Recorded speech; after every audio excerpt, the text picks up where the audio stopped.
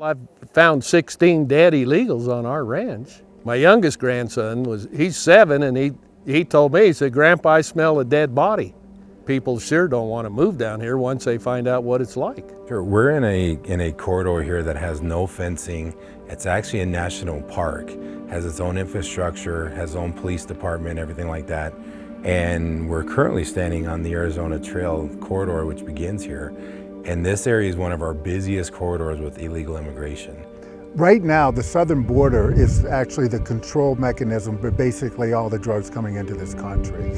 There is a natural inclination amongst the American people to want to, make things better, not just in our own country, but around the world. All too often, however, cartels and smuggling gangs right now are exploiting that compassion.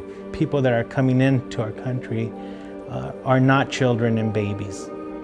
They look like military people in full garb, and finding these people in camouflage, they look like they're all male. We've apprehended more than 80 individuals who are on the terror watch list. Now, those are people that we've apprehended. We know that there have been close to over a million gotaways. We saw firsthand when we went to the border and observed the wall that had been constructed that we had no contact with any Border Patrol officers for miles along the border itself. Currently, we have recovered 78 bodies in the brush. Last year we recovered 119. And this all has to do with just policy. So this right here is an example when you hear of people cutting the border wall. You'll see all these concrete pillars lining this road. Every single one of those was scheduled to have a light tower and cameras on it. You actually paid for those as a taxpayer, and the Biden administration shut this whole project off.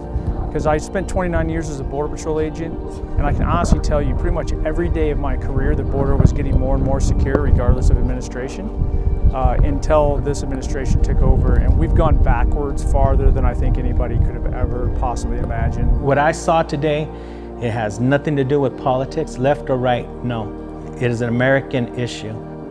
The current leadership in Congress, that they need to come to the border and see firsthand the crisis that is at the border.